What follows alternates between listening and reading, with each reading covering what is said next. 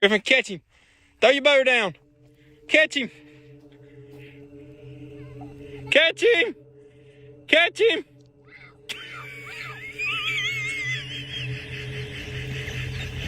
He bit me. He bit me. He tried to bite me.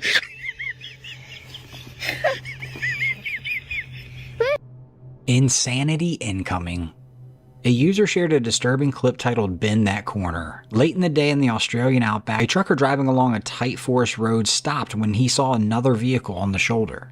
As he approached, the reason became clear. A large tree had fallen across the roadway. While the drivers were talking, they had no idea what lay just behind the bend.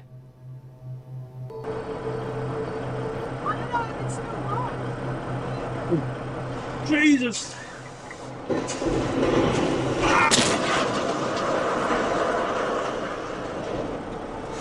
Suddenly, a massive semi rounded the blind curve and collided with the stopped vehicles. You can hear as the truck smashes into the car. Miraculously, the woman avoided being struck. I mean, she must have got on her horse and took off running. Good for her. I mean, did you see that semi? Its tires were locked up. There was nothing stopping that thing. It rolled over that log like it wasn't even there.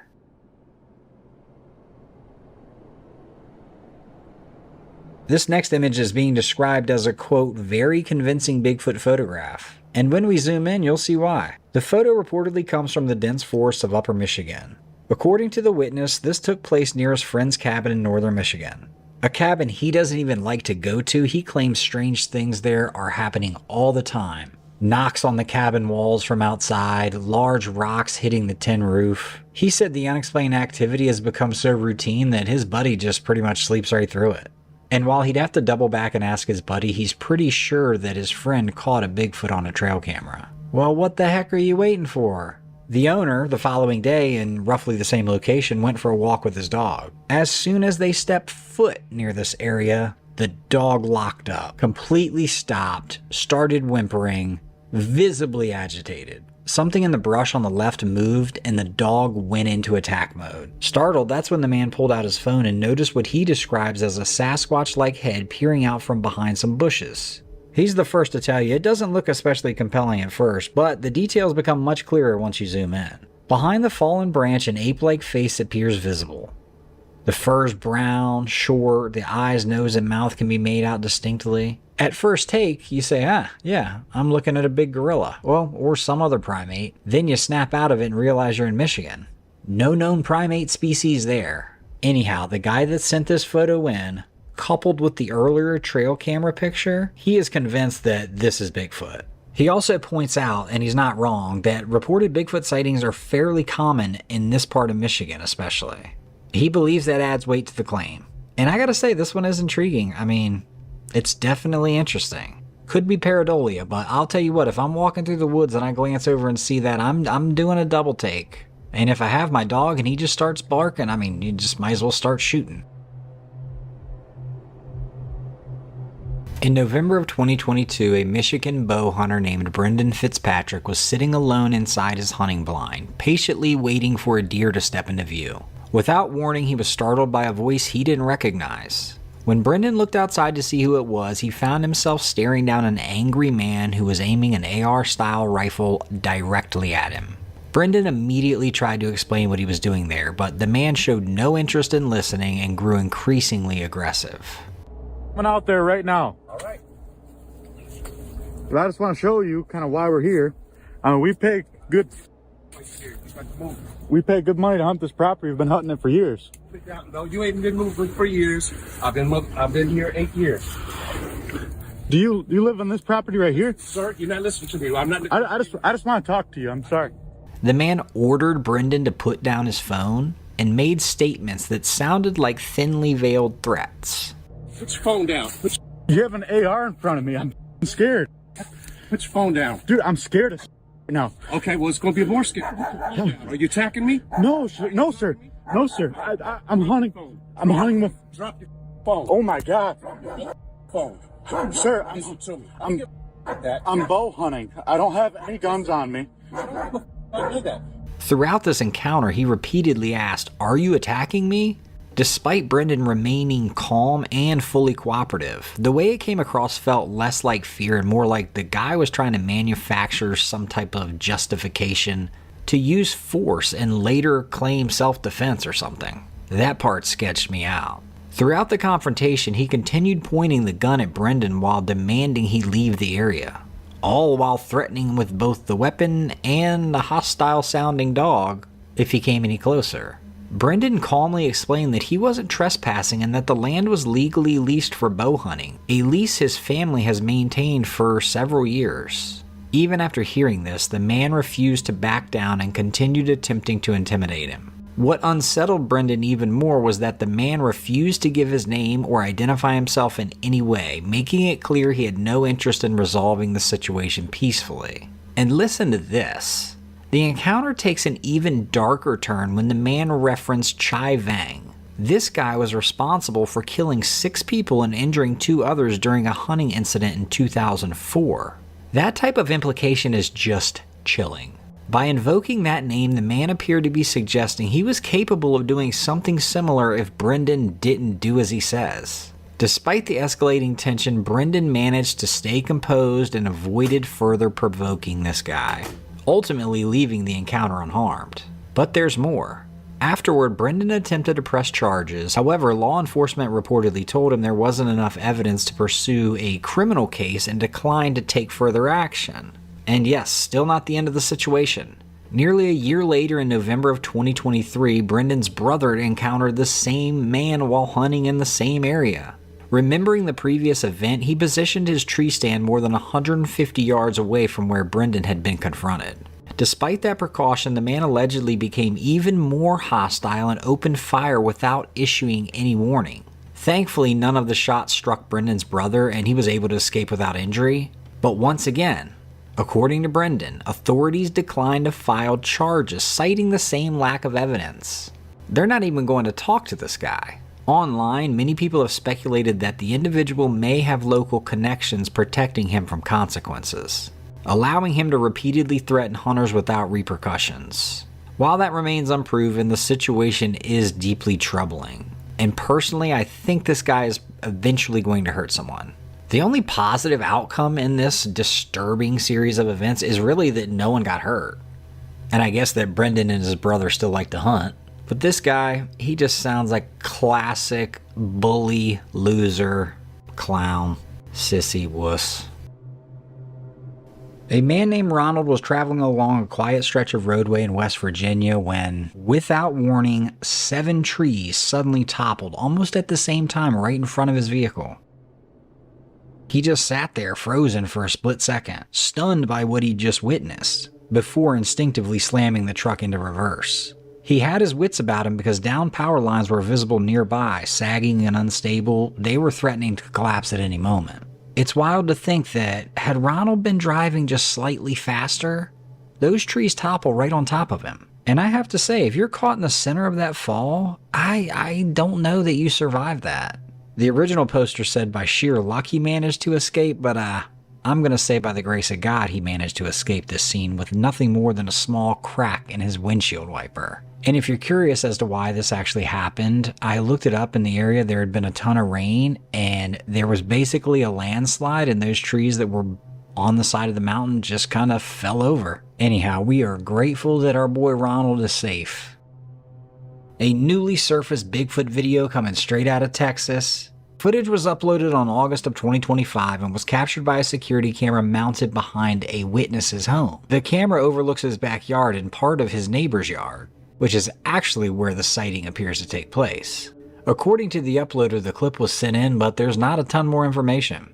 As the video plays, we can hear a dog react immediately as a large upright figure appears in the yard. The dog freezely, clearly keying in on whatever it's seeing. Now, when the footage is zoomed in, you can see the figure looks unusually tall and broad. And yeah, it appears to be covered in dark fur. I can't tell if my eyes are playing tricks on me, but the posture seems slightly hunched and the head looks a little more rounded than the normal human head. Because the footage was recorded at night and zoomed in from a distance using a security camera, many of the details aren't sharp, but skeptics have suggested it could simply be a person, possibly someone very large. Well, thank you, Sherlock Holmes.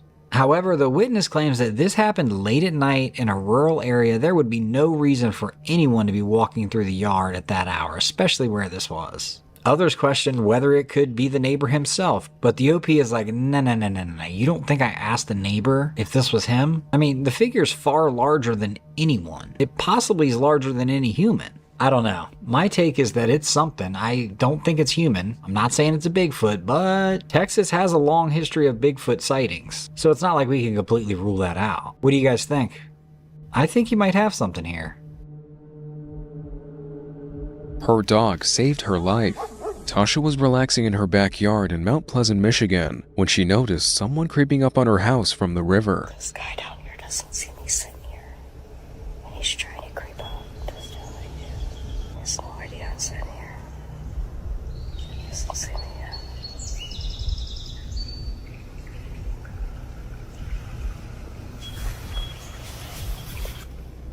yet. What are you doing? You can't get out here, sir. No! Don't! Don't come! Don't come!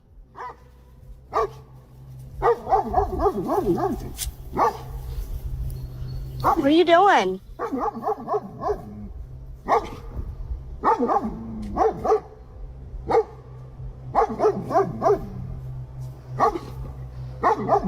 I'm recording. As soon as the man's about to get on her property, Tasha's dog Bella rushes towards him and starts barking in his face. Bella even tries to attack him, but Tasha calls him off. The man freezes in place after being caught and eventually decides that dealing with Bella isn't a good idea and turns around and leaves. It's unclear what the man's intentions were, whether he was trying to steal one of her boats or was targeting Tasha herself. Thank God Bella was there, because if she wasn't, this could have ended really badly. Look at the tenacity in this mother leopard's eyes. I mean, look at that focus. She knows she's in for a rumble, but she doesn't care. Oh,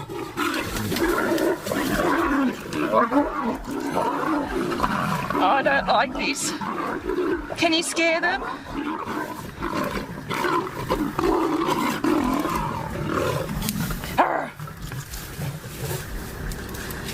And I'm a little surprised too at how much bigger that female lioness is than she is.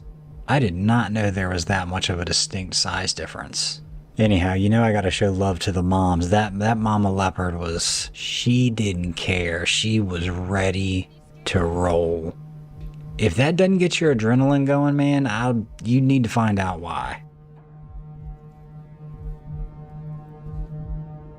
A hunter set up a trail camera near a creek deep in a remote stretch of forest, hoping to capture routine wildlife activity. Well, for weeks, the camera delivered exactly that. Nothing out of the ordinary. But one night in November of this past year, 2025, it recorded something completely unexpected. In the frame, we see a deer standing calmly on the left side of the image. But as you probably noticed, that's not what we're looking at. There seems to be a humanoid figure right behind him. But just behind the deer, only a few feet away, is a figure that looks disturbingly humanoid. The eyes appear to glow, the face looks unsettlingly human, and this thing steals the show. And you can't help but be drawn right to it. Another thing that's confusing is the deer's behavior. It doesn't bolt, it doesn't even move, it doesn't seem to really care. It doesn't take off and run, it doesn't even appear to notice, or at least be alarmed. It's standing there as if it's all alone. That alone raises another question. Does the deer not even perceive that the figure's there? Could it be so accustomed to it that it no longer reacts?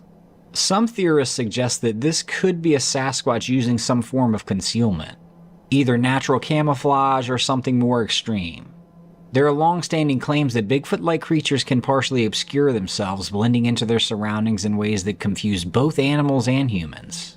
Others take it even further, proposing that these beings may slip between physical states, briefly visible only under certain conditions, like infrared trail cameras. Here's another possibility that doesn't get talked about enough. What if this isn't a physical creature at all? Some researchers believe certain forests may produce environmental effects, electromagnetic anomalies or infrasound, That can create visual distortions or even momentary apparitions on digital sensors. That could explain why the camera sees something the deer seemingly ignores. There's also the chance that this is neither Bigfoot nor a technical anomaly, but something else entirely. An unknown nocturnal animal, or even a forest spirit tied to the land itself, appearing in a way we don't yet understand. Whatever the case may be, one thing is hard to dismiss is the figure doesn't look staged. It doesn't resemble a costume or look like any type of manipulation. So what do we think we're actually looking at here? A hidden predator? A cloaked observer? Something non-physical? And seriously, why does the deer remain so calm? Well, this isn't something you see every day. A man in a rural town whips out his phone and starts recording when he sees this person walking down the road.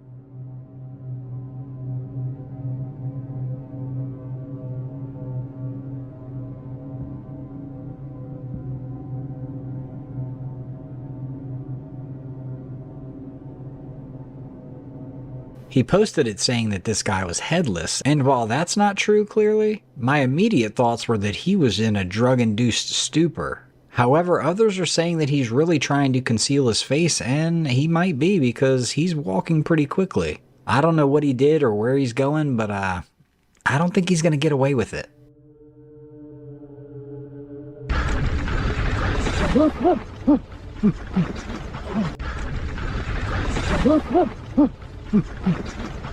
Is this real? I mean, is this real? If so, this is insane. I mean, that bear had to be thinking, what the? Think about this really quickly.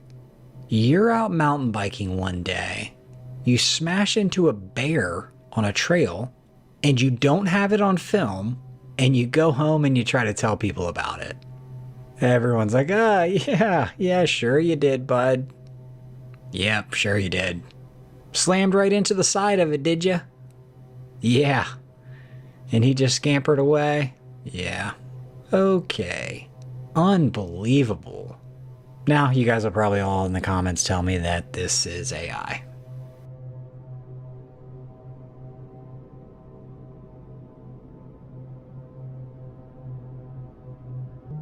A passerby stops to help a man and his wife on a moped that's broken down. And before he can even get out of his vehicle, all hell breaks loose. Check out this recording he took.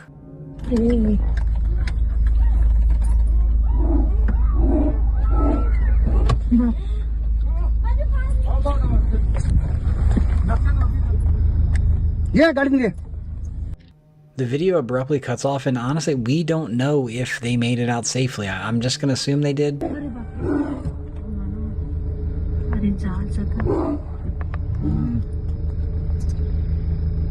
Also, and I know that there are circumstances where people can't just up and leave an area and move somewhere else, but man, it would be tough.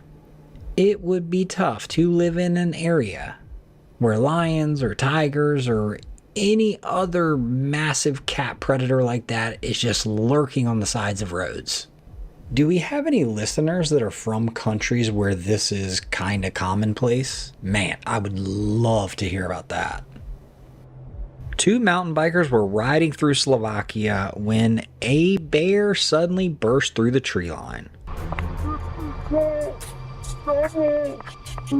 I mean, the lead rider, he missed it by 20-25 feet or so. The original poster said, "In moments like this, avoiding eye contact is critical." Yeah, you think?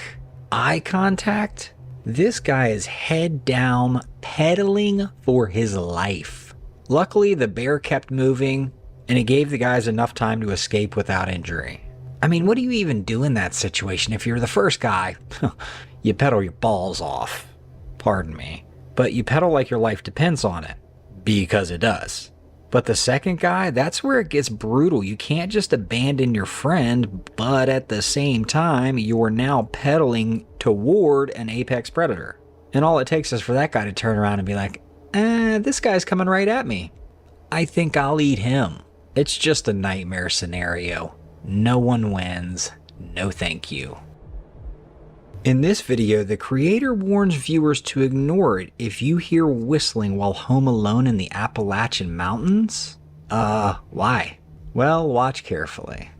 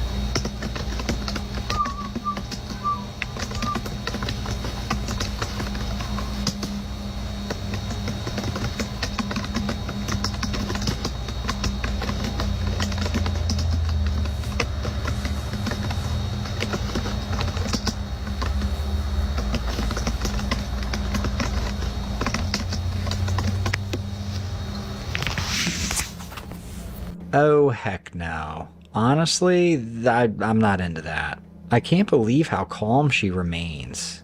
Just click-clacking away, not showing any fear. So what do you think?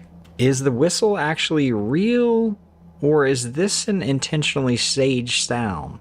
Or could this be intentionally staged, meant to just unsettle everyone? Another possibility, I mean, heck, she could be the one whistling and we can't really tell. I don't know, it's a creepy clip for sure, but I need someone to dig on that.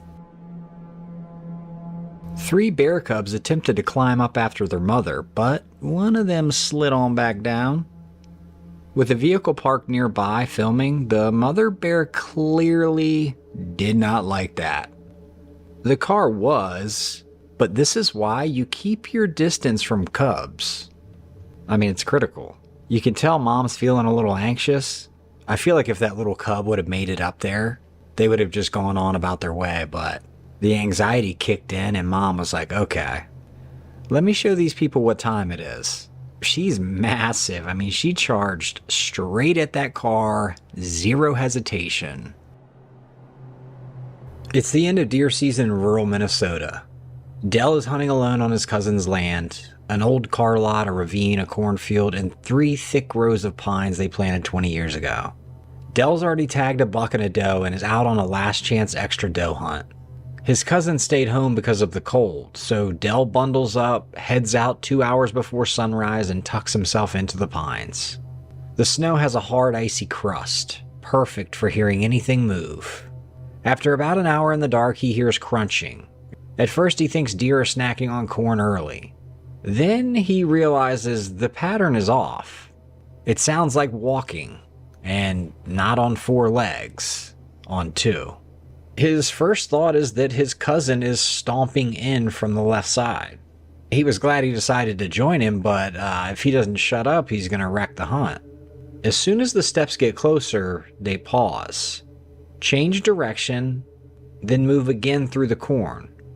Dell's thinking, what is this guy doing? He can't see anything yet, just tree silhouettes against the black sky, but the sound has him annoyed and on edge. The wind is ripping from right to left, so whatever's out there can't smell him. The steps head toward the last pine on his left. He raises his shotgun, ready to drop the barrel on whatever steps out. Deer or idiot cousin. Then it appears. At first, it's just a dark mass moving in front of darker tree shapes. But as his eyes adjust, Dell notices something that completely scrambles his brain. Deer heads. Not on the ground, but bouncing up in the air. From his angle, the treetops on the far side of the field are about 10 feet high, and above that line, silhouetted against the night sky, he can see the necks and heads of 2 does and a buck. They're swaying, like something is walking with them. His mind tries to play it safe. Maybe it's a hunter carrying decoys. But to make that line up, this hunter would have to be about 9.5 feet tall. If it's a hunter carrying 3 full deer high off the ground instead of dragging them in a sled, yeah, not possible. I can't think of anyone strong enough to do that in one trip, in the dark, like it's no big deal. It keeps moving between the last pine and the tree line on the right. Then it stops. The shapes blend into the black wall of trees. All of a sudden, that's when Dell smells it. A heavy, rotten, bloody animal stink blowing in on the wind. Then something lets out a yell/growl, deep and harsh.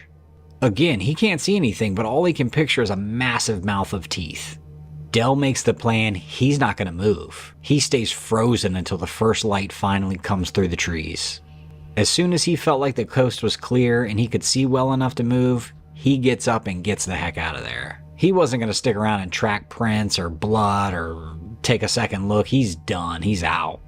After that, this had quite the impression on him. After that, he never hunted alone again. He never hunted in the dark again. And the memory of something 9+ feet tall carrying 3 deer like grocery bags stuck with him long after he moved away. When he later shared the story with the Rocky Mountain Sasquatch organization, researcher Kelly Shaw pointed out how insane that strength alone would be. Most people struggle to pack 1 deer. 2 is brutal. 3 carried high like that? He just doesn't see a way that could be possible. I'll say this, if Dell's telling it straight, He wasn't watching a regular hunter out there in that Minnesota field.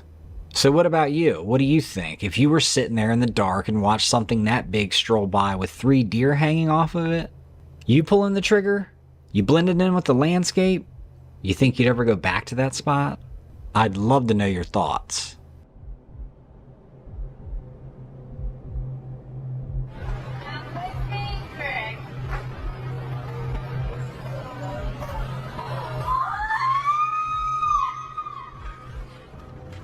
And this is just flat adorable.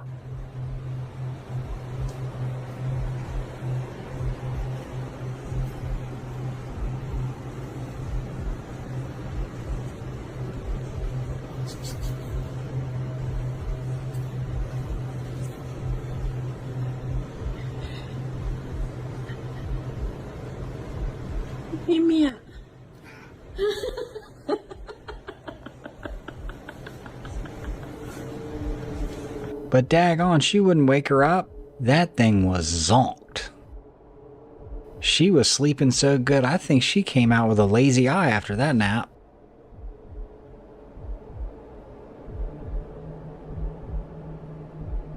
Imagine you're at work in a quarry in Oxfordshire, just scraping away clay. You look down and realize you're standing in the middle of hundreds of dinosaur footprints. Well, that's what happened to a guy at Dewar's Farm Quarry. A worker named Gary Johnson is clearing the quarry floor when he notices strange impressions in the rock. He starts to notice that these aren't random. Over 200 well-preserved dinosaur tracks spread across one surface. He flags it, grabs his boss, and paleontologists show up fast. Leading the team is Dr. Duncan Murdoch from the Oxford University Museum of Natural History. He studies how heavy steps deform wet ground and then harden, locking moments in place. And that's exactly what this site is, a fossilized record of dinosaurs just walking through their day. This specific rock here dates back to the Middle Jurassic. Back then, this quarry was a lagoon edge, soft mud, shallow water. Dinosaurs stepped down, the mud squished and kept the shape, and later layers buried and protected the prints. On that same surface, you get 2 very different track types. Big, rounded prints from sauropods, long-necked plant eaters with huge column legs, and the other, narrow, 3-toed prints from theropods, meat eaters walking on 2 legs, their claws digging in. Some prints line up into proper trackways, left, right, toes pointing in the direction they were headed, and those are great because the spacing between steps can help estimate body size and pace. One of the coolest details? There's a spot where a 3-toed theropod print actually presses into a larger rounded sauropod print underneath. That means one dinosaur stepped into the footprint of another, not long after it was made. Pretty cool. Big plant eater passes through, then a predator or scavenger comes along later and plants a foot in the same hole. To keep the site from getting trashed when quarry work resumes, the team goes all in on documentation. They bring in drones, they fly over the exposed surface and take a ton of overlapping photos. Those photos go into some type of software which builds detailed 3D models of the footprints. This is the way of doing it so the researchers can measure and study everything later without grinding up the real ground. This new site also links back to a famous nearby trackway at Ardley Quarry where a dinosaur walked nearly 180 meters in a straight line. And this new one, it's not just footprints. The same layer holds burrows, shells, and plant bits that show this was a shoreline with active life. It had changing tides, drying mud, and water nearby. Apparently, footprints alone can't prove exact species, so scientists compare these shapes to known bones and older track sets. Different sizes and directions might be different visits, or one really busy moment in time. That's the big thing about tracks. Bones tell you how a dinosaur was built, footprints tell you what it did, where it walked, which way it moved, maybe even whether it was solo or traveling in a pack. I think that is just such a cool look back in time. This last part of the video is really cool. This comes from a smaller channel named The Eyes in the Rockies. Go check him out and subscribe, but this particular clip shows all of these awesome animals he caught in the Colorado backcountry on his trail cams. I mean, it's just beautiful.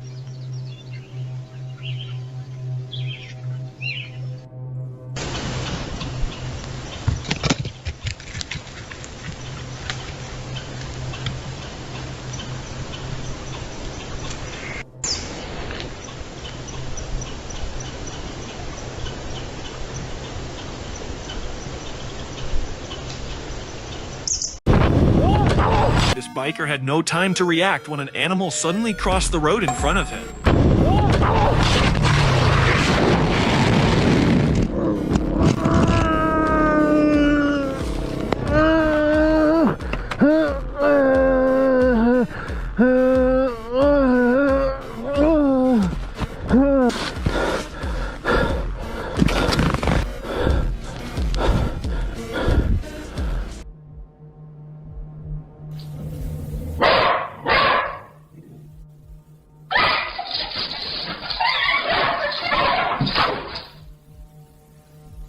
Uploaded on August 13th of 2024, this video comes from TJ, an outdoor enthusiast known for documenting his camping, hiking, and kayaking trips across Alabama. This guy's genuine, you can tell. His channel is usually filled with peaceful moments. He loves the water, quiet reflections at the end of the day, and the simple joy of being outdoors. But let me tell you, this trip is nothing like that. What began as a relaxing weekend by the lake would quickly turn into one of the most dangerous nights he had ever experienced in the wilderness. TJ planned to spend a few nights near one of his favorite lakeside camps, fishing, kayaking, and just enjoying the hot Alabama summer. The conditions couldn't have been better. Sunlight across the water, warm air drifted through the trees, and waves lapped gently against the shoreline. It's the kind of day every camper hopes for. The skies, the water, no reason at all to feel uneasy. But nature has a way of shifting the balance without warning. Actually not even 8 o'clock in the morning yet, and it's already 80 degrees outside here in Alabama. I just took a shower and walked through my garage, hooked the kayak up, did that little bit of filming with you guys, and I already broke a sweat just in that little window of time for me being from inside of the house to getting inside of the truck. So it is going to be super hot this weekend. Still going to have a good time. I don't like rushing my summers. I used to say, man, I can't wait for fall, man, I can't wait for fall. And then as soon as fall comes, you enjoy it. But then it gets super cold here during the winter, and you're like, man, I can't wait for summer or spring. I can't wait for summer or spring. So I try not to rush through everything. All right, I'm sweaty, but I do believe the camp is set up. I'm just getting all my rods out of the top water box right now. This box is awesome. They're expensive, but I think they're worth it if you don't have a way to haul your rods with you. I say it every time I film myself out here camping. This is my favorite place to camp in Alabama. As the hours passed, TJ checked his weather radar and noticed something unexpected. A storm system was forming in the distance. At first, it didn't seem serious. The sky remained bright and the lake was still calm, so he continued with his fishing plans. But the situation began to change quickly. The air grew heavier, the wind shifted direction, dark clouds rolled in faster than anticipated. What started as a light breeze became a sharp, chilling gust. By the time TJ returned to shore, waves were rising and visibility was dropping. He and his buddies rushed for cover, taking shelter inside a small gazebo near their tent, hoping this storm would pass. Holy cow, y'all. So, I don't know how much I just filmed out in the water. Me and Dylan were both just waiting and fishing, and look what just rolled up on us. Look at this. It is pouring, and that's only a few hundred yards away. It is white capping out here on the water. Look at this. This just came up out of nowhere. I don't know how bad that looks on camera, but it's pretty bad. Can you see the white caps out here? Let me zoom in. Water.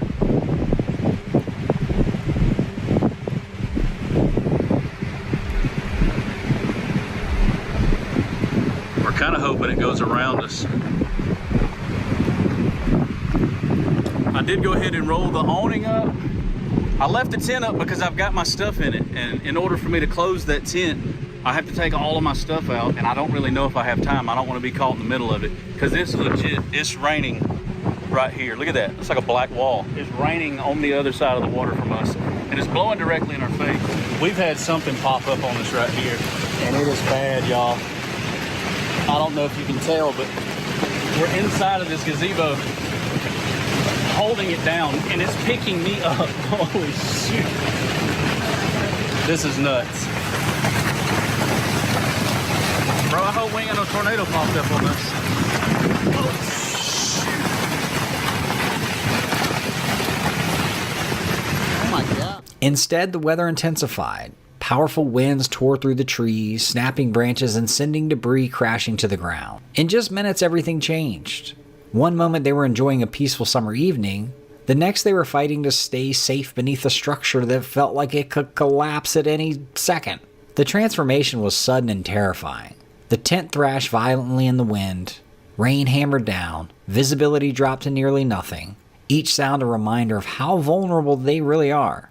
If the tent failed, or a tree fell the wrong way, there's no time to react. Oh my goodness, y'all, look at this.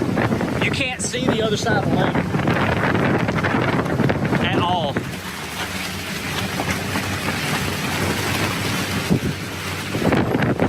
Can y'all tell the lake is gone? I really hope this ain't a tornado, because we should probably be in the truck. Oh, there's the rain. We're just holding this gazebo down, guys. Is the tent good? This is absolutely insane, y'all. Look at this.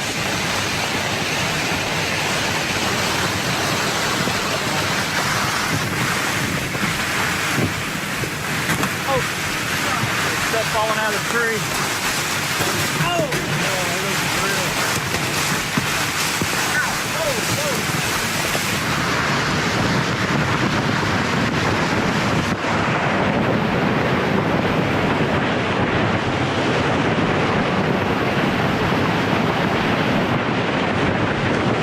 God, dude. We might need to get under the vehicle. Dude, I've never been in something like this. This is horrible, man. I haven't either. We probably need to be under our truck. There ain't no doubt. If this tree comes down, we're going to hit it. They huddled together, holding on and hoping the gazebo would withstand the force of the storm. It felt like hours, but eventually the winds began to weaken. The tornado passed, though the rain and tension lingered. When TJ finally stepped outside, the landscape was almost unrecognizable. Trees lay scattered across the ground. The shoreline was littered with debris. By sheer luck, their campsite had been spared. Just a short distance away, a massive tree had crashed down in the exact spot where they had originally planned to set up. Had they stuck with that first location, the outcome could have been fatal. That realization hit hard. A small, seemingly insignificant decision had made the difference between survival and tragedy. Hey, y'all, I don't know if we're in the eye of a tornado right now or not, but we just had to hold that down. Whatever just hit, it took this tree down where I was going to park. Look at this. It's completely uprooted. I was really worried about these that were up under here. My kayak is completely underwater. Thank goodness I didn't have my MK300 on. That was the worst experience of my life. I've got to try to get this kayak pulled up on the bank. Look at this tree, y'all. Look at this. I hope that it's past. They're still coming down pretty hard. This is where we were going to park. This is where we were going to camp because it was right behind the bathroom. The last time a major tornado hit this spot, I believe, was in 2011 or 2013, and it wiped us out. Will you help me tug this boat up? Ready, 1, 2, 3. This should be good, thank you. I hope there ain't no hole in it, because it was late. When I got out here, look at my wrap. Yeah, look at that. It ruined my wrap. When I came out here, it was up on those rocks right there. By morning, the storm had passed, leaving behind a shattered but eerily calm scene. The water was still again. The air was cool and quiet. TJ packed up his kayak, reflecting on how fragile the line between peace and danger truly is. He continued his trip, but with a deeper respect for how quickly conditions can change. Sometimes it isn't the wilderness itself that possesses the greatest threat. It's the weather, turning without warning. TJ's experience serves as a powerful reminder that in the outdoors, calm and catastrophe can exist just moments apart. Another Reddit post coming from the uploader's brother. In the camera, you can see that there is a little girl in the background. Well, they have no idea who that is. Scrolling through the comments, you could see that they were divided. Some thought this was super creepy. Others just thought this was a girl that was probably invited to their house. Well, the OP chimed in, quote, "It wasn't just a bunch of frat dudes in a house. It was 3 teen/early 20s boys living with their dad. Trust, no girls were pulling up." Translation, there were roughly 0 girls coming to this house. If I remember, it was summer break because we were all just chilling. Me and my older brothers were jamming some games in the living room. My brother was in the office room taking selfies for a profile picture. My oldest brother was actually the one that noticed the girl in the background when my other brother posted it. So 3 people in the house when he took the pic. I know it ain't me in the photo, and I know it ain't my brother because he moved in with my mom like 3 days later because he couldn't deal with us living in a, quote, haunted house. So we don't have any idea what's going on. But the picture isn't fake. We don't care if you think it is. But we don't know who this little girl is. So if you've ever seen anything like it, please let us know. On another note, tell me this doesn't look like Jonathan Taylor Thomas. I'll try to find a picture. Some of you probably don't know who that is, but he was the kid that played on Home Alone. Teen heartthrob. I mean, doesn't this guy look just like him? If you agree with me, put JTT in the comments. I really want to see how many people think that this looks like him. I think it looks exactly like him. Anyway, too funny. Britt lives on a large horse ranch tucked into the mountains, and according to her, something has felt off around her property lately. Not just a little strange either, like deeply unsettling. It all began one day when her dog Josie suddenly started acting completely out of character. Britt started recording it because she wasn't sure anyone would even believe her. I'm recording this just in the off chance that no one believes me. Maybe I can catch it. And by the way, I have a freaking cemetery in my front yard. I was just inside. I'm by myself with my dog.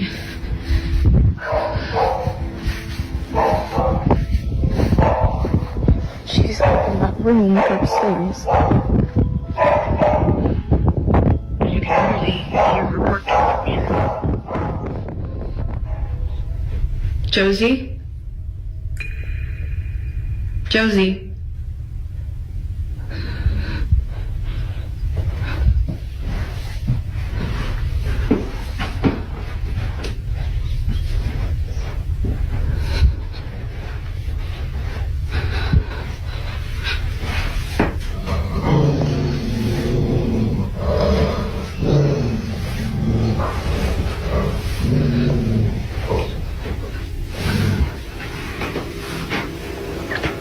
Yeah, she's just been staring at that, and then she started barking, and she growled. And when she growled, I kind of like booked it. But I don't really know, like, that's usually like her stance while she's waiting for me to come home, and I'm just like, is she waiting for someone to walk out of that closet? Like, I just don't really know what she's staring at. Because again, like, this is usually how she looks when she's waiting for me to come in, and I'm just like,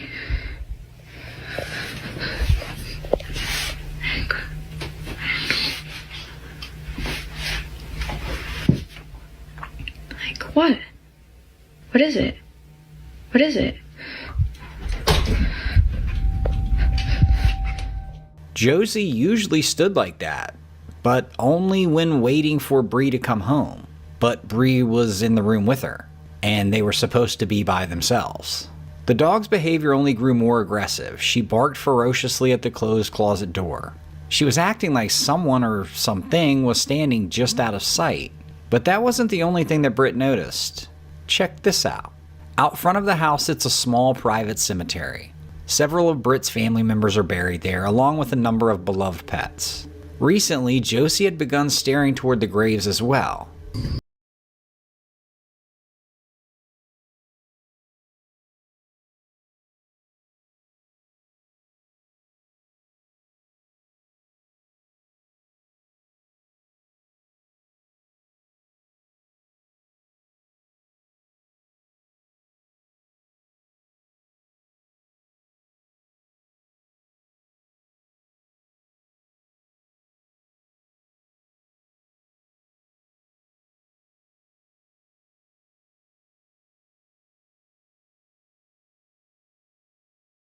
is when she had it. The straw that broke the cow's back. Britt noticed that her neighbor's cows had started wandering onto her property. Not just grazing, passing through, but gathering near the cemetery. Night after night, they would show up, cluster around the graves, and simply stand there. What the heck is going on? See, this is what I'm talking about. They literally just come and hang out here all the time now. It's a newer development.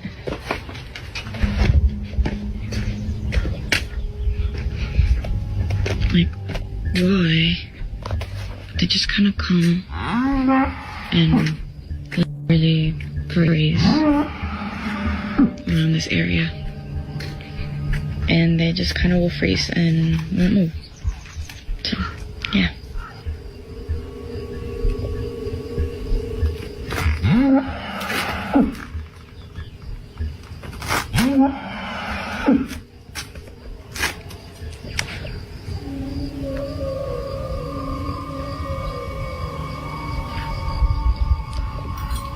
What's up? They're motionless. They're practically frozen. It looks deliberate. Britt tried to brush it off, but the pattern continued. And it's not like these animals were just doing this during the day. They're there at night. I mean, this is weird. Well, one evening, things took a disturbing turn. Britt ordered food through Uber Eats. When the driver arrived, he immediately noticed the cows gathering near the cemetery. Britt tried to explain to him that the cows weren't hers and that they'd been appearing every night. The guy's like, bro, I don't care. I need to get out of here.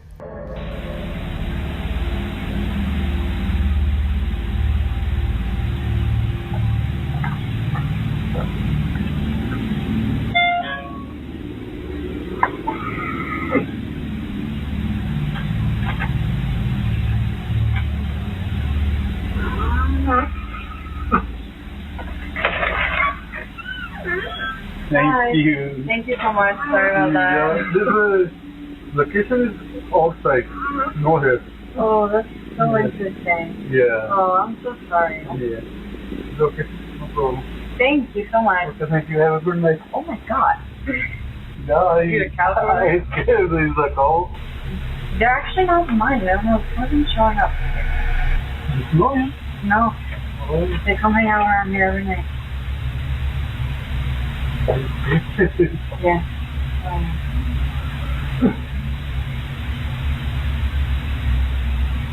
What would you do if this happened in your house? Oh my god.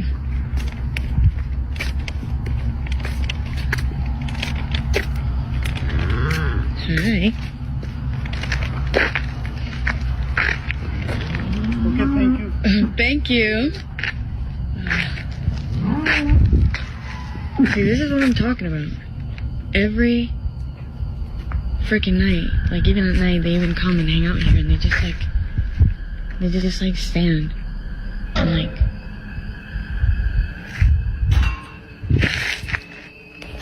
Are you for real right now?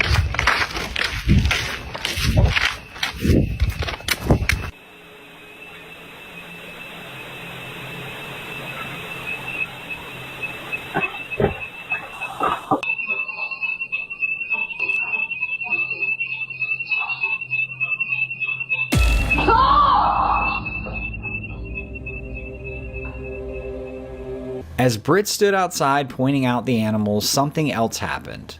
An alarm inside the house suddenly went off. Concerned, Britt ran back inside, and that's when she felt it. Something unseen grabbed her shirt and yanked her. Britt dropped her food and ran out of the house in fear. She later explained that she was too terrified to go back inside. Instead, she just spent the rest of the night sleeping in the family RV parked outside, unwilling to risk returning to the house until daylight. Okay, so the thing grabbing her inside is super creepy. I don't like that, but I need to know about these daggone cows. What are these cows doing? I don't get that. Does anyone else? I mean, that doesn't make any sense at all. Why are they just showing up there and then staring at this graveyard? I don't know. I need way more information. Let me know if you guys have any ideas.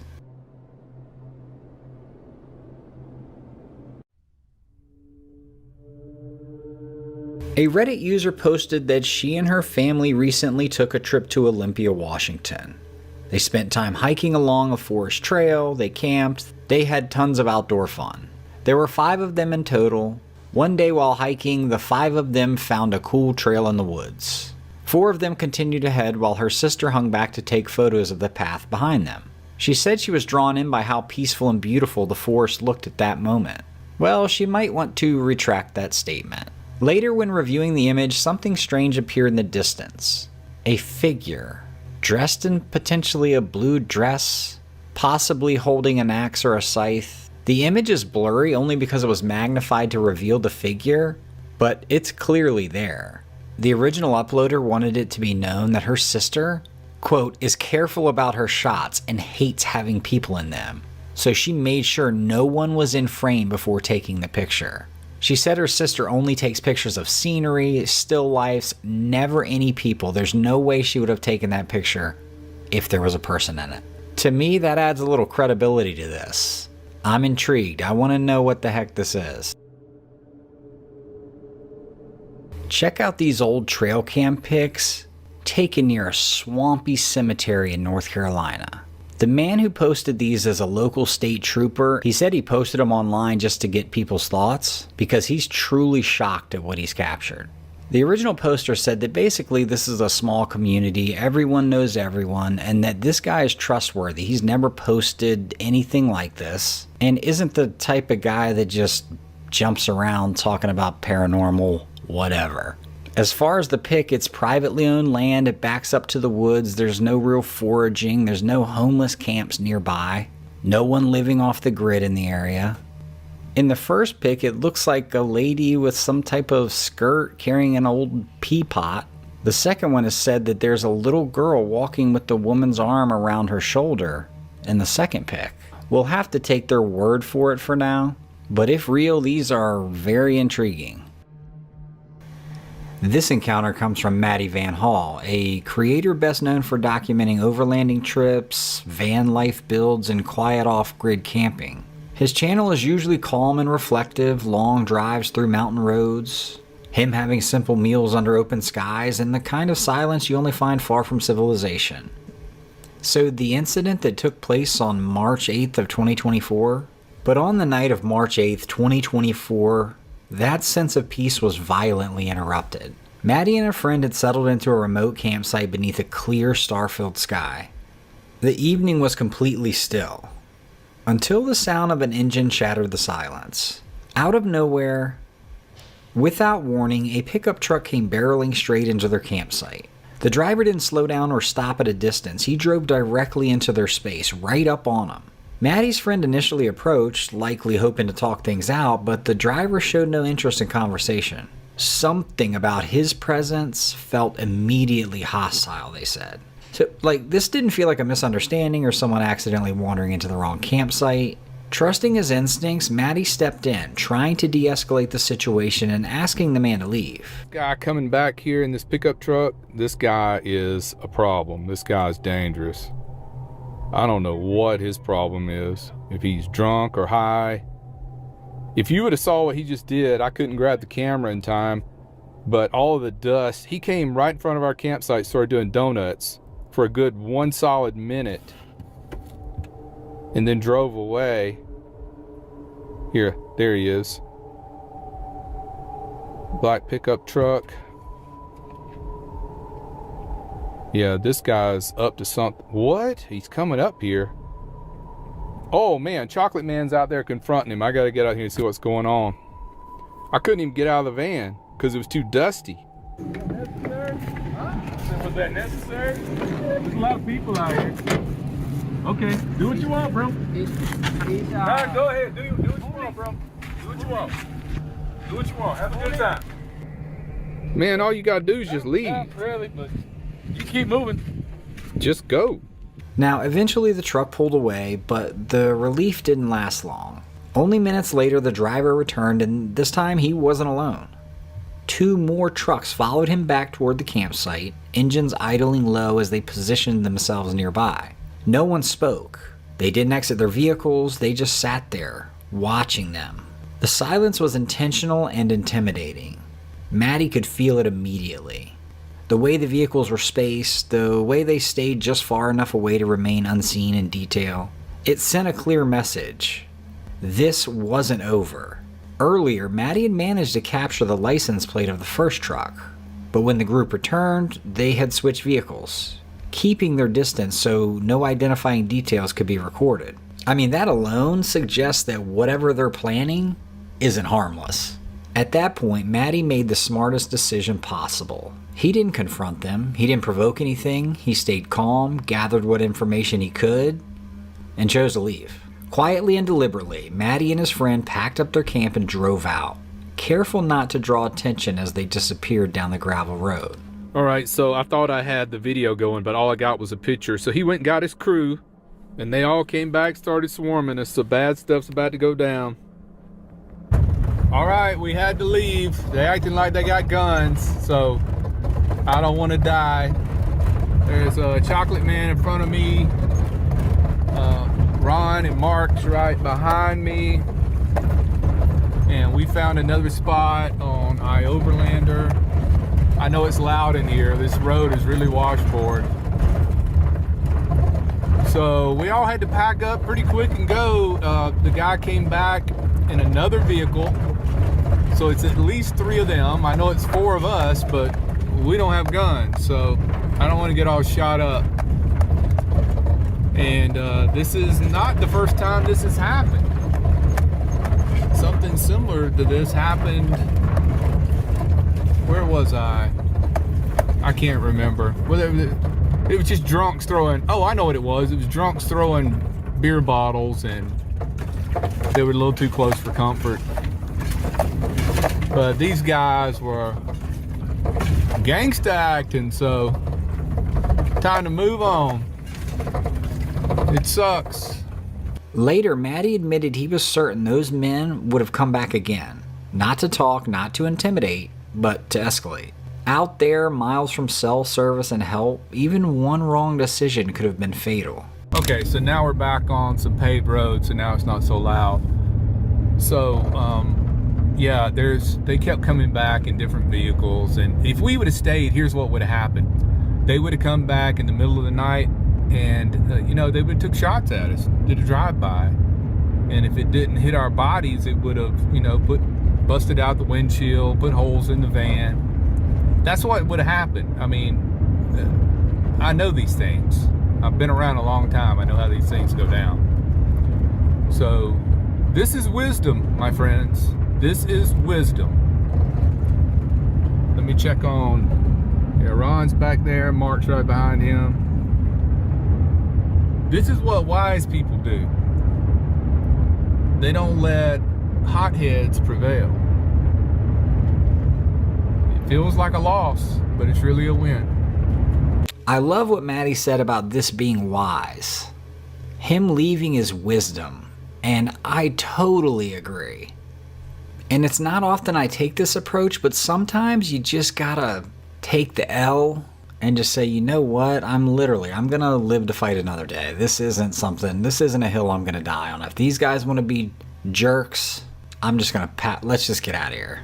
Thankfully they escaped unharmed, but the experience left Maddie with a hard truth.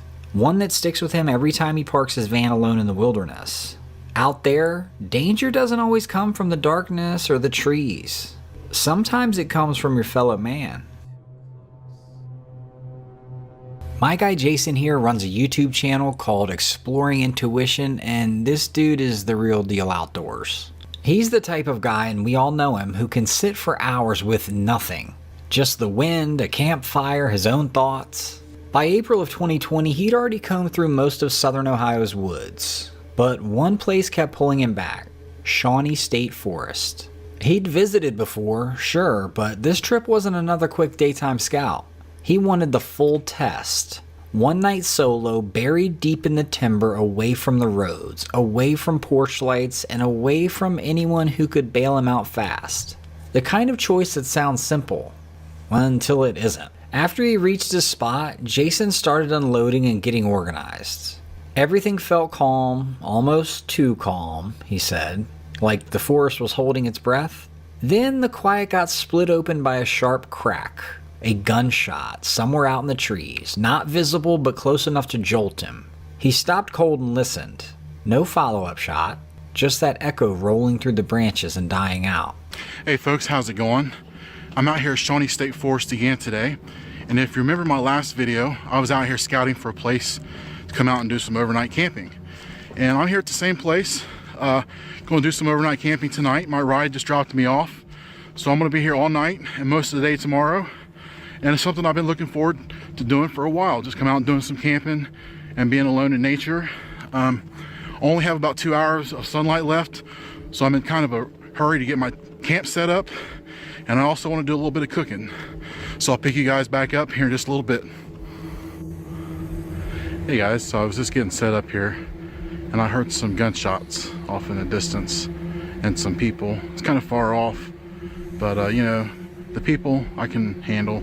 This is a public area after all. Gunshots not so much, you know. I'm hoping those just stay where they're at, but I'm gonna continue setting up camp and have a quiet evening, hopefully. And that's when the tension started. Jason tried to shrug it off. Maybe a hunter, maybe someone shooting way out, but something in his gut stayed lit up. That old instinct that says you're not alone. Still, he kept setting up camp, but he later admits that first gunshot felt like the start of something, not the end of it. As evening settled in and he finally started to relax, another sound crept through the quiet. Faint, but then clear. It wasn't a normal owl or cricket kind of noise. It was irregular, unfamiliar. It didn't fit in the woods. Needing a fire, Jason went searching for wood, and that's when he noticed the ground was basically stripped. Someone had been scavenging here recently. At first he took it as comforting. Oh heck, you know, people are camping here. This gotta be a decent spot. But then he started to remember stories and thought, hey, maybe this isn't always a good sign. So after a few adjustments, this is what I ended up with. I had to lower my ridge line a little bit so that my tarp hung out a little closer to my hammock. And here in the hammock, I've got the sleeping bag put in already. And underneath the sleeping bag is this sleeping mat. And that should well keep me pretty well insulated through the night. Like I said, it's only gonna get down to about 42, so I should be pretty good to go. Running out of time. The sun's gonna set here in about a half an hour, so I definitely want to gather some firewood and get this fire started. May not have much of a fire tonight, having a hard time finding firewood. It's really scarce around here. People have really scavenged it really well, and that means people have been out here, so I guess that's a good thing that people are out here enjoying the trails and the campsites that are set aside for them. All right, so I got everything set up. I think I may have made it by the hair of my chin just before sunset. So let's see if we can get this thing fired up.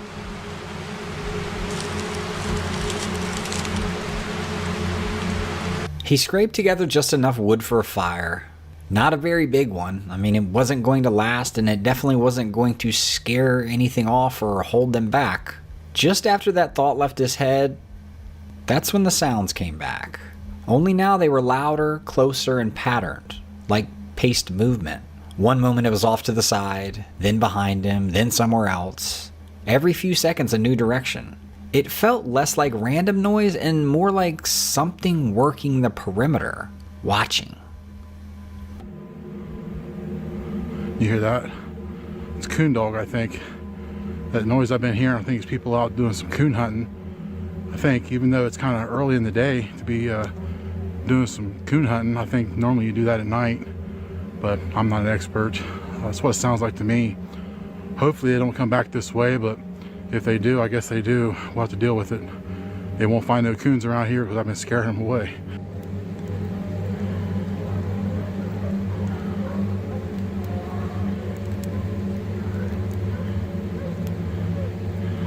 I'm not sure that's coon dogs now that I hear it. Hope that's not coyotes.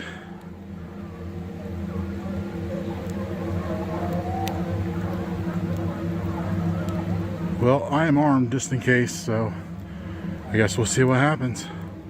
Part of the fun of being out in the wilderness by yourself.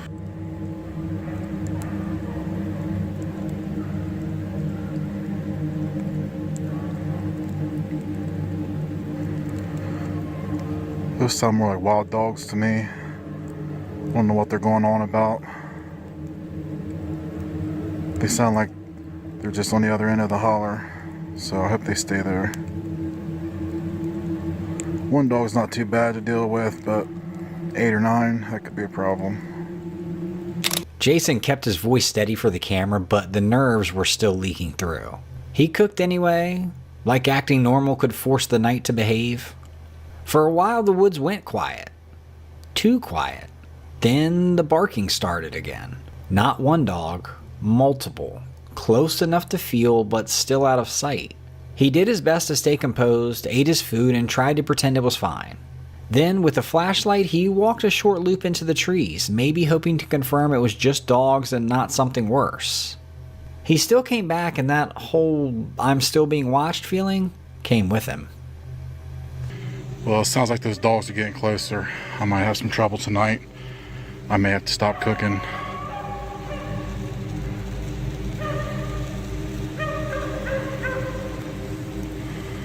Who would have thought of all the things you're going to have to deal with in the woods, it's going to be wild dogs?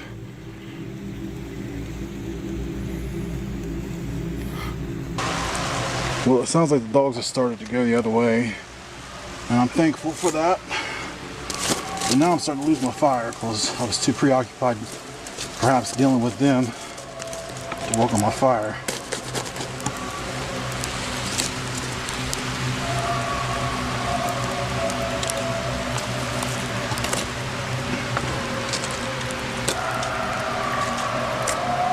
Well, it looks like this fish is done, so I'm going to dig in. Well, the more I listen, the more I think that those are hunting dogs and somebody's out training them. Because I can hear the guy down there now hollering for him to come back or something like that. For a minute he was doing a whoop, and it freaked me out because I don't know if you guys watch any other videos on the YouTube, but when you're in the middle of the woods and you hear a whoop, that's normally time to get out of the woods, but so far so good. That night, Jason barely even moved. Every snap in the brush sounded like a step. Every gust throughout the canopy turned into a hiss, and every stretch of silence felt way too long. When morning finally showed up, he crawled out exhausted, shaken. But he made it. He didn't find any clear prints of animals or any other wildlife or people, no hard evidence. Just the leftover echo of those sounds and that stubborn feeling that he wasn't out there by himself. It's one of those nights you remember forever, even if you can't fully explain it. Tell me what you think happened out here. I've never done it, but if you've camped solo and felt watched, drop your story below. Or better yet, send it in so we can put it in a video.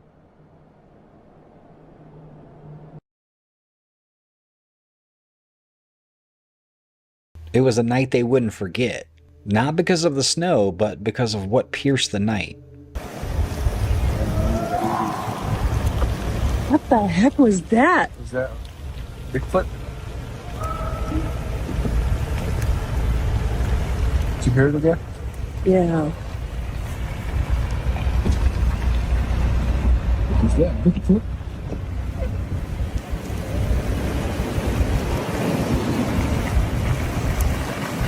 Imagine cruising through a rare Arizona snowstorm, windows down, just trying to catch it on camera. Now, this part of Arizona doesn't see snow like this often, and many are saying that this is bringing out weird wildlife. Listen back and judge for yourself. Maybe think twice before you stick your phone out into a snowstorm. What the heck was that? Was that Bigfoot? For 3 days in a row, a property owner noticed unfamiliar figures moving through the woods surrounding his cabin. Oh, hell no. They were dressed in some type of garments, some type of cloaks, these heavy coverings, and he couldn't make out who any of these people were. He saw them with the naked eye, but one night his trail camera captured them on video. They appear to be spread out across the property, all traveling in the same ultimate direction. They showed almost no reaction to the camera and never even acknowledged that he was there. Then, just as suddenly as it began, all activity stopped. They were never seen again. He reported it, showed the video, but no one nearby had any explanation for who or what these things were. A trail camera deep in a Michigan forest recorded a blurry image that later circulated online. The photo appears to show a thin figure slipping between the trees. Its frame seems narrow with sharp shoulders, spindly limbs, and creepy eyes that shine right back at the camera. Some viewers argue it's nothing more than a dog caught at an odd angle. To me, it reminds me of that mini Tyrannosaurus Rex they tried to trot out onto YouTube a few years ago. Remember that guy?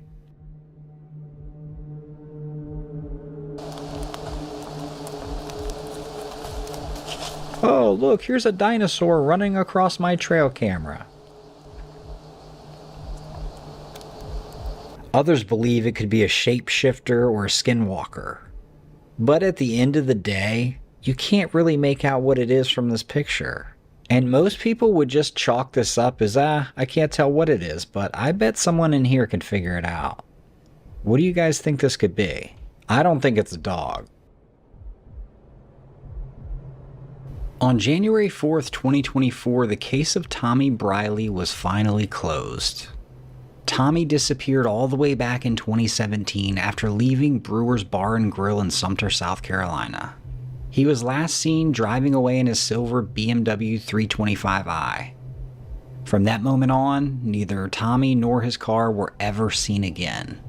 For 7 long years, the case remained unsolved, and most people had come to believe the answers were gone for good. That changed when Adam, a YouTuber known for locating lost vehicles and missing persons through underwater searches, decided to take on the case. He teamed up with another experienced searcher named Jason, and together they focused on a pattern they'd seen many times before. When both a person and their vehicle vanish without a trace, the answer is often hidden in the water. Searching for the past years for Tommy, because he just basically vanished after leaving a Brewer's Bar and Grill in downtown Sumter, which has since closed by now.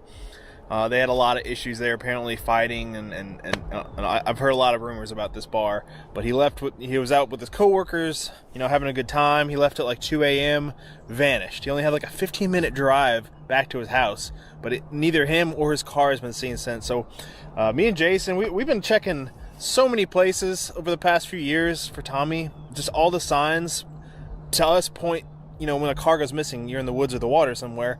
There's a lot of woods, but by this time, usually hunters or somebody would have seen him if it was obvious. There's not a ton of water. There's a lot of little spots, and we're just, continuing to search. And you've been out here the past few days looking, right? Yeah, I was here Saturday. It looks like it could be a car. I mean, it's a car-shaped object. Out towards this way. I don't know if they come around that curve here. Yeah. And shot off right there, but I've seen no signs of car parts. But we're talking, 7 years ago? Yeah. So, people could have cleaned them up. I don't know. But, or they come across right there and, ended up in there too. And I'll come around that curve probably about 45, and it would take nothing to go right off in there. Yeah. After years of searching different locations, Jason began scanning a stretch of water near a bridge using sonar equipment. Before long, something unusual appeared on the screen. The shape was unmistakable. It looked like a vehicle resting on the bottom. Adam immediately deployed his underwater drone to investigate further. Have my drone in the water. Got it set up on the app so you can see on the screen.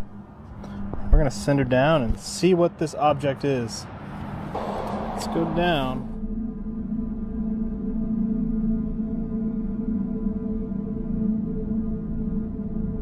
That's a car. I think so, dude. Wait a second. Sure as hell looks like one to me. It looks silver too. Dude. No way.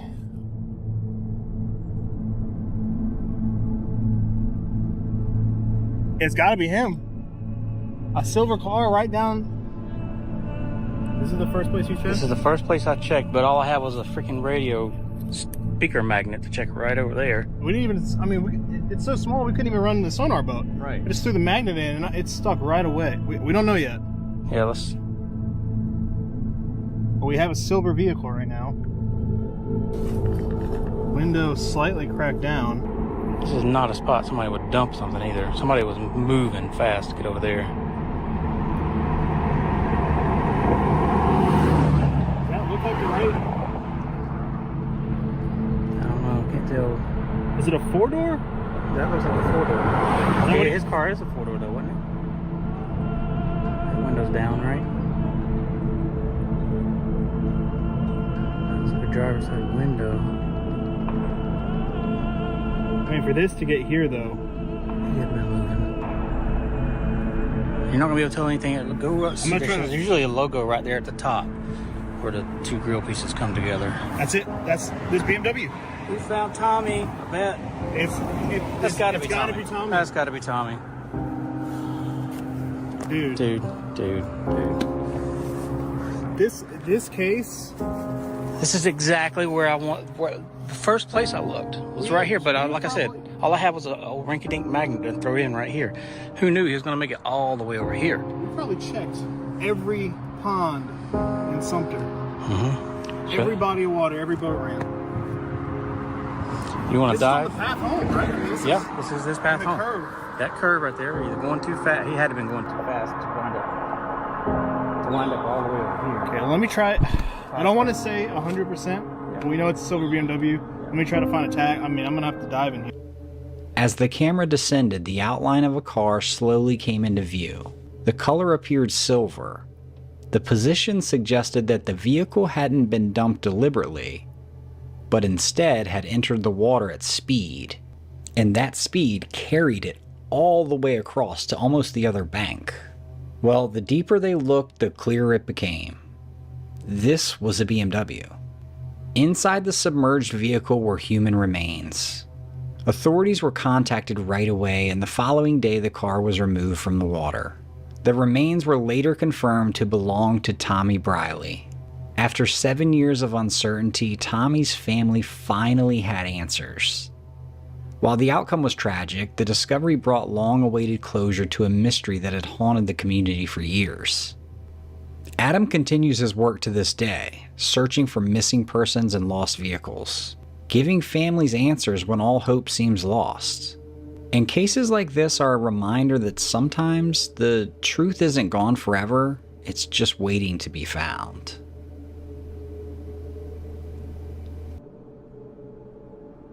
This next encounter comes from Rob Outdoor, a UK-based solo camping and van life channel focused on realistic overnight stays in remote and unconventional locations. It's actually a pretty cool idea. Not always, but sometimes his content will highlight how quickly discomfort and risk can surface during stealth camping. July 13th of 2024 in a rural woodland car park in the UK, evening approaches. Rob drives down a rough access road and immediately senses something is off. I'm taking the camera off the screen, off the windscreen, because there's a few cars down here already and it's only 6 o'clock. Don't get me wrong, there could be dog walkers, but again, as per last time, we've already seen single male occupants in the vehicles. At least 2 vehicles with single male occupants. Jesus Christ.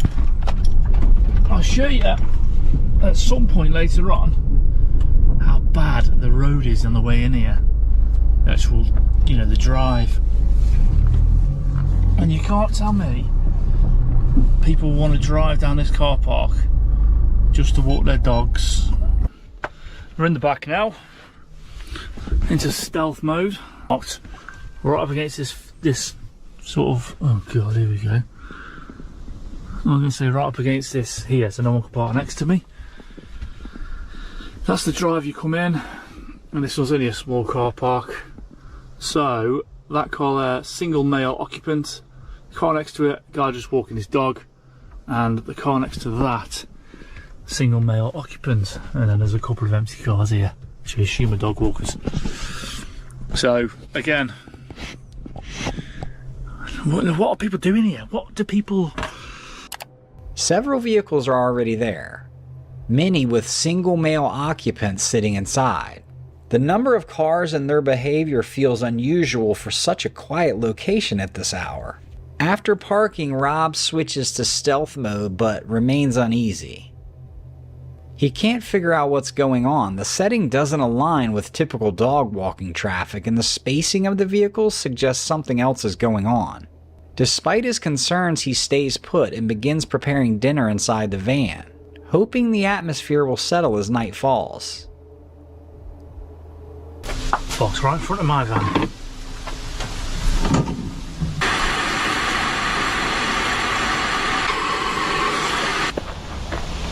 This place is weird.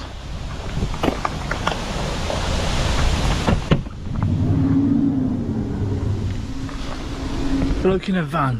Bloke in the van's just pulled up.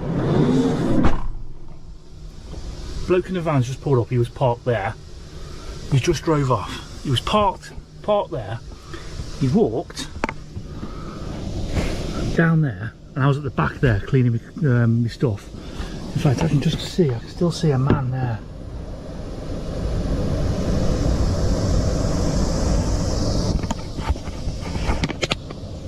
See him?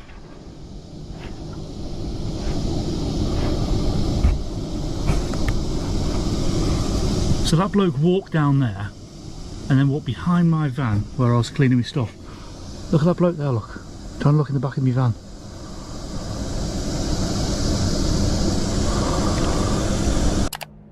Instead, the situation escalates.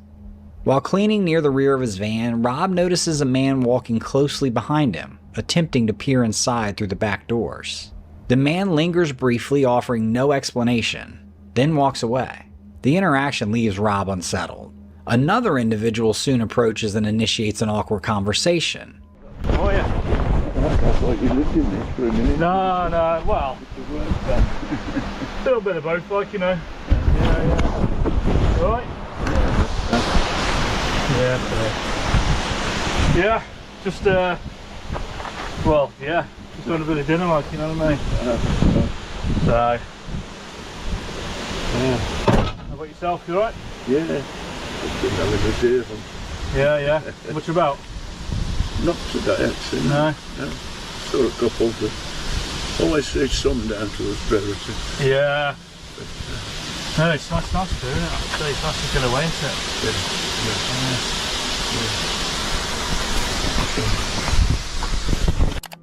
His answers are vague, his presence unnecessary. Though the exchange remains polite, the timing and lack of clarity add to Rob's growing discomfort. Even after the man leaves, the sense of being watched doesn't fade. You can't tell me that's not weird. An Astra estate. Something tells me he'll be back. Something tells me he'll be back later on. But yeah, he was just hovering down here. He was hovering down here.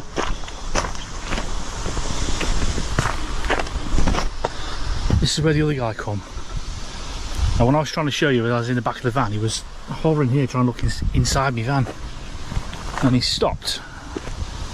And I'm not sure exactly what the camera picked up. I'm not sure what you could hear or not.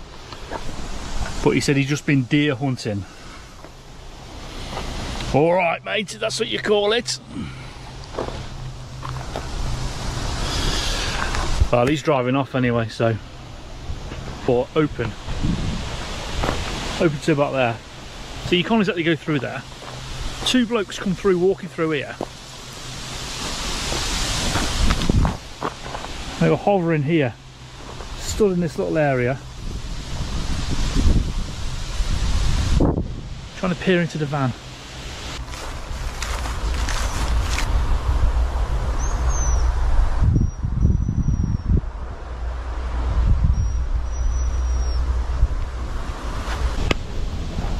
That van's back.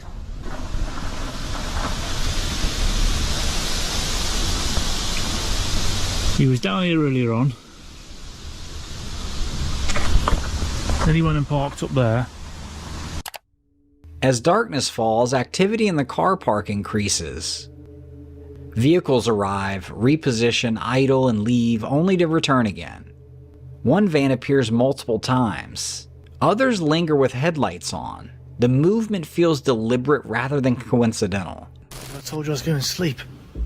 Since then, 2 cars have been round, popping their horns. The motorhome that was here, he's bottled it and he's gone.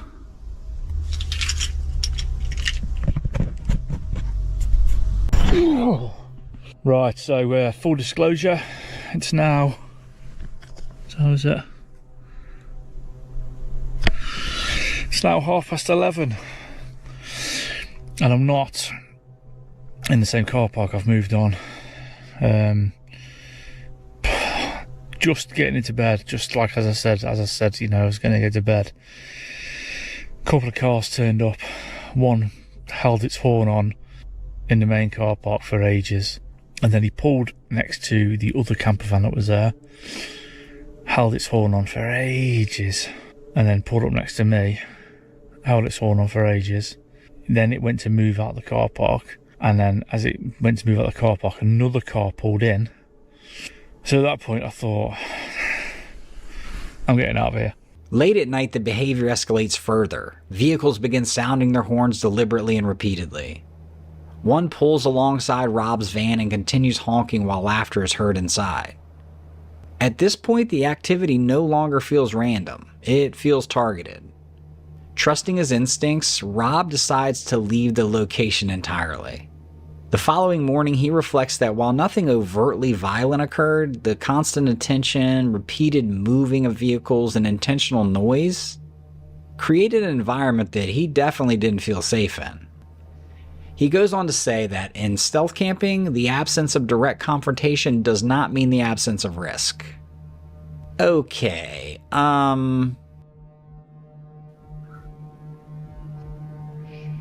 Okay, so what do we think old Rob here stumbled upon? If we start putting the clues together, you know, I'm not sure how these types of things get set up. And maybe my imagination is just... maybe I'm getting ahead of myself, but can't quite put my finger on it. Amoroso, a Brazilian explorer, was camping with his friend near Forest River. He couldn't sleep, so around 3 a.m. he decided he'd wake up and fish. It was peaceful, the woods were silent, until they weren't. Crazy sounds started to drift out of the darkness. E eu tô escutando bastante barulho também para esses lados aqui, ó, Grelho. Tá. E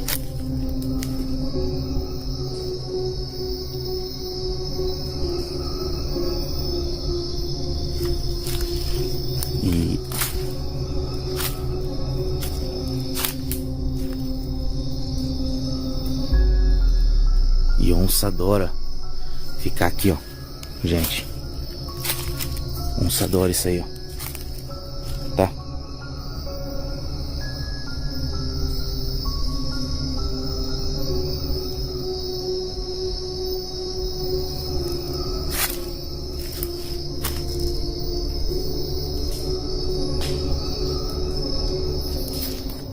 When he aimed his flashlight into the trees, he caught sight of something watching him.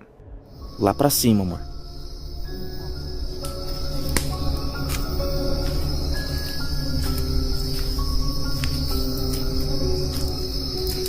Quer ir na estrada?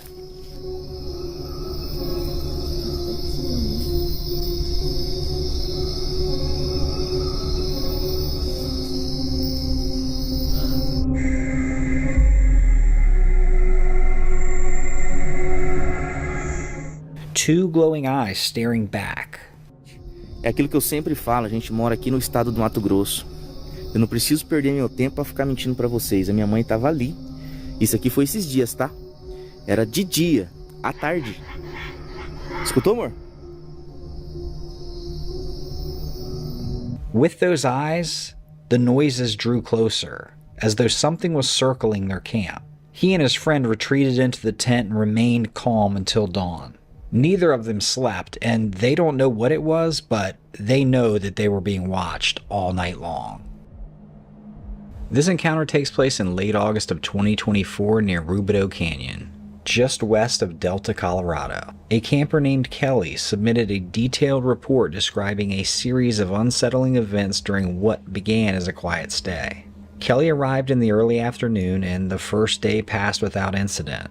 But his dog repeatedly went on alert, staring into the surrounding trees for no obvious reason. The behavior continued over the following days.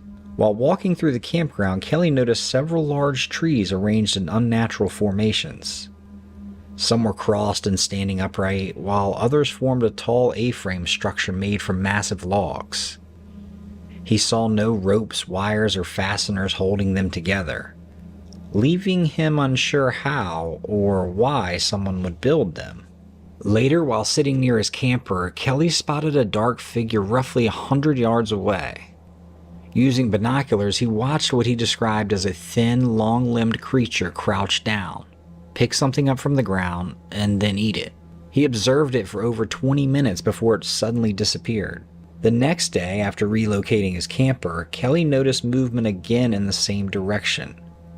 A dark shape appeared to lean in and out from behind a tree about 12 feet above the ground. He said it looked like someone was peeking out to watch him. It never fully revealed itself and eventually vanished after a few minutes. That evening, a brief exchange with a local rancher left Kelly uneasy.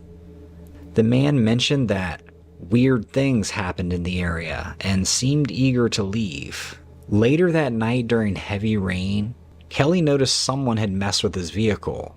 Something tugged at the license plate hanger, smashed against the siding, violently shook his trailer, and finally struck the cab hard enough to jolt it. Unfortunately, by morning, rain had erased any tracks, but Kelly discovered an unusual handprint on his truck. He later reported additional strange findings nearby, including fur samples and small human-like footprints with a defined big toe appearing directly over his tire tracks. Kelly's account isn't isolated. The region has a long history of similar reports.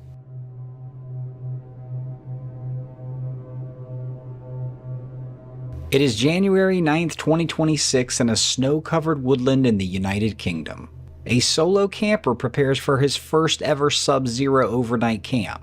He'll be using this trip as a real-world test of a new winter sleeping bag. Because of the extreme conditions, he deliberately chooses a location close to civilization, returning to a secluded woodland spot he has camped at before. Welcome to my first ever sub-zero degree camping trip, and also my first real cold temperature test of my new winter sleeping bag.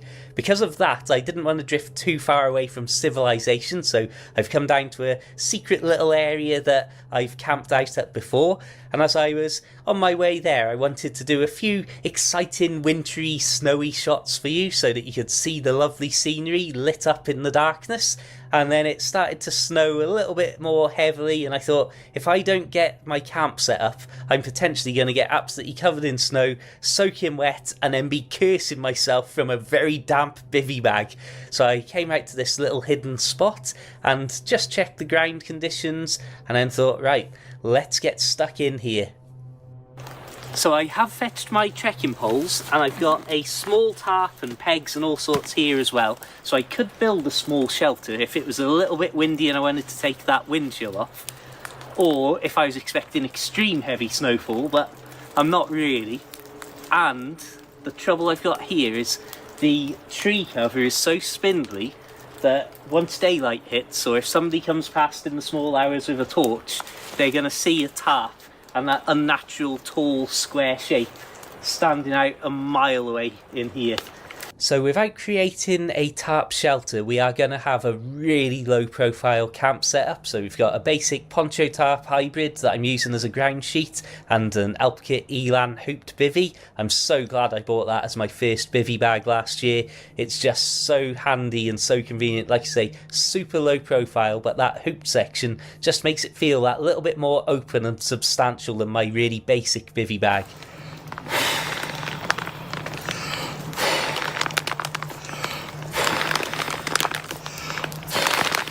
So I'm going to use two relatively low-end sleeping mattresses to try and get a bit of distance between me and the very cold ground, which was certainly not ideal, and you'll see more on that in just a moment.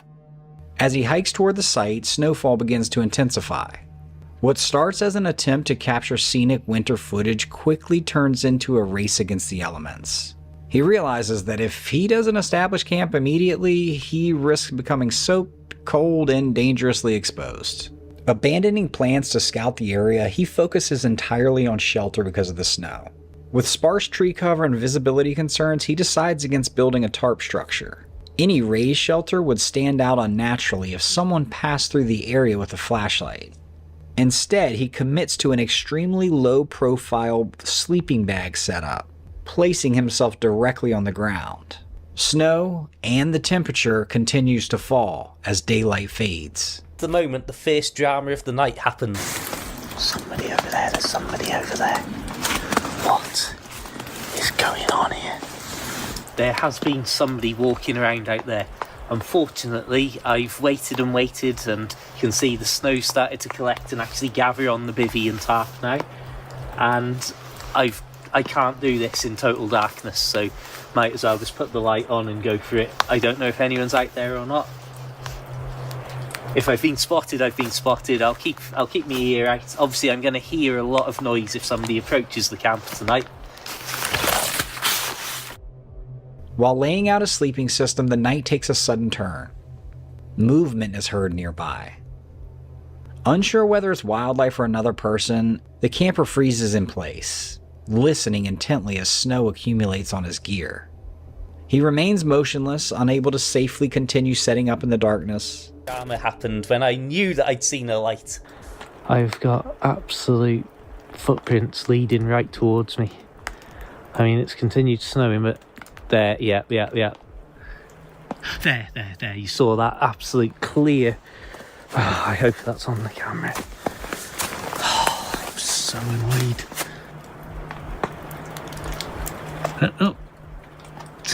Every now and then they just catch directly towards me. Luckily, the lights didn't get that close to me. When the snowfall eases slightly, he notices something deeply unsettling. Clear footprints are visible in the snow, leading directly toward his camp. At the same time, distant lights appear intermittently through the trees, pointing in his direction before disappearing again. His own tracks are now highly visible, leaving him exposed. To avoid detection, he dims his light and stays completely still for long periods, growing colder as the night drags on. What's that? It's not very far away, and that I do not like.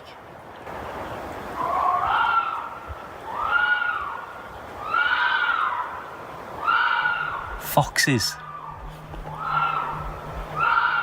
Foxes. Oh, I hope that's foxes. Listen. That has given me goosebumps even more than the Later, out of nowhere, loud, sudden screams erupt nearby, causing him to practically freak out. Luckily, after listening carefully, he can identify the sounds as foxes. But even he says it was creepy at the moment. No direct confrontation happens in this clip, but the night is definitely defined by uncertainty. The movement in the woods, the footprints that he found in the snow, distant lights, and then the animal screams combined with isolation and extreme cold. He was on edge.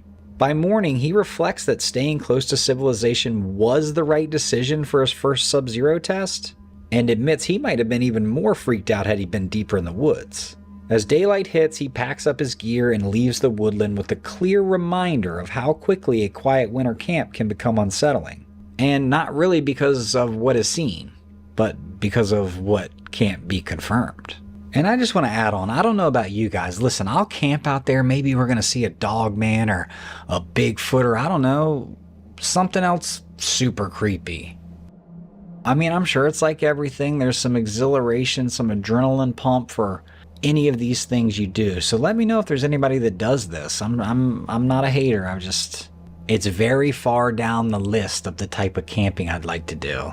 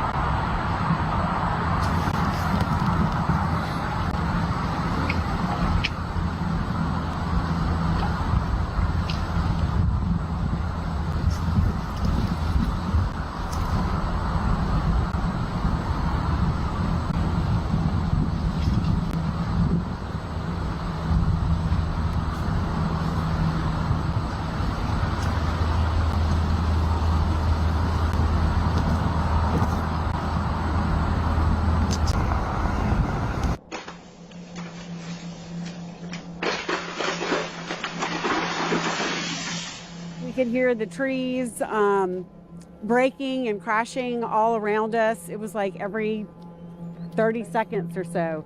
Trees that had been growing for decades, creating a canopy in West Haven, destroyed by ice and freezing temperatures. The first thing that came to mind was a tornado had hit, but the houses were okay. You know, all the trees were just completely decimated, laying across the road. We knew that by the morning time it was going to be a pretty big mess. We're out helping neighbors cut down trees yesterday. Guys with gas-operated chainsaws, battery-operated chainsaws, moms and dads, everyone just pitching in and helping. Good shot right there.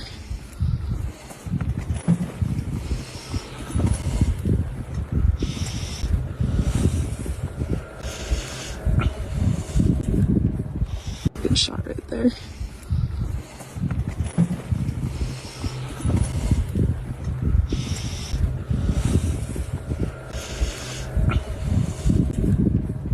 Good shot right there.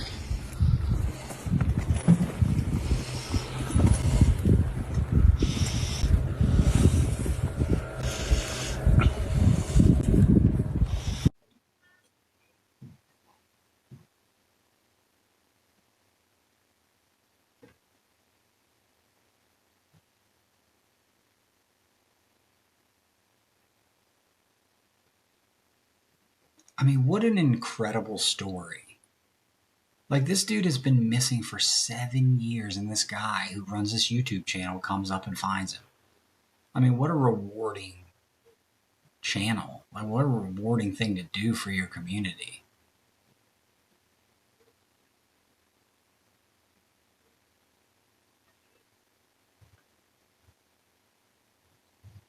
I absolutely loved that one.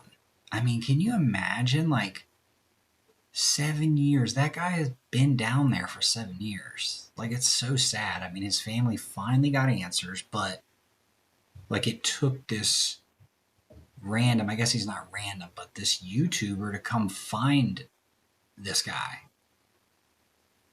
I mean, it's incredible, really, when you think about it. I mean, what a rewarding thing to be doing for your community. Super cool. Go check his channel out. He's done a lot of crazy stuff. And I would imagine he just keeps finding more with the advances in AI and technology and all that. So, I don't know. Worth the follow for sure.